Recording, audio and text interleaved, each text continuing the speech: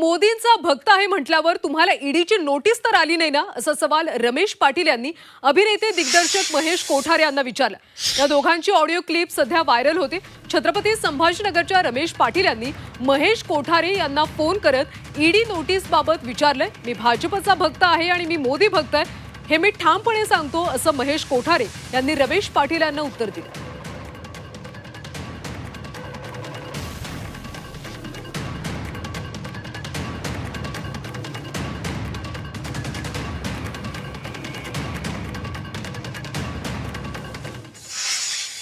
Hello. Maheshji नमस्कार. नमस्कार. महेशजी काय झालं माहितीये का, आम्ही तुमचे फार मोठे फॅन आहोत. अच्छा. आम्ही संत ज्ञानेश्वर मूवी पासून तुम्हाला चाहत आहे. पण काल तुम्ही बरं. जे बोलले ना भाजप बद्दल, ते हरकत हा. नाही. पण काय झालं माहितीये का, मराठी जे मूवी जे आपल्या हा. त्याच्यामध्ये बाळासाहेब ठाकरे असतील, राज ठाकरे असतील किंवा शिंदे साहेब असतील, महाराष्ट्राच्या भरपूर लोकांचं याच्यामध्ये योगदान आहे. आपल्याला काय वाटतं? म्हणजे हो हो ना. पण आपण जे काल बोलले ना भाजप झालं, तर म्हणजे आपल्याला काही ईडी वगैरेची नोटीस तर नाही आली ना या विषयावर? नाही, नाही.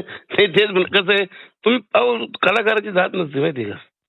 मग भाजप विरोधात काय, मी भाजप भक्त आहे आणि मी म्हणतो ठामपणे आज, आणि मी मोदीजींचा सुद्धा भक्त आहे. काय म्हणणं आहे बोला. बरोबर. संजय राऊत तर म्हणू लागले तुम्हाला ते तात्या विंचूचा उलटा केल काय म्हणतात ते. काय आता त्यांचं मत आहे ते, मी काय करू आता त्याचं. त्यांचं मत त्यांनी मांडलं, माझं मत मी मांडलं, विषय संपला.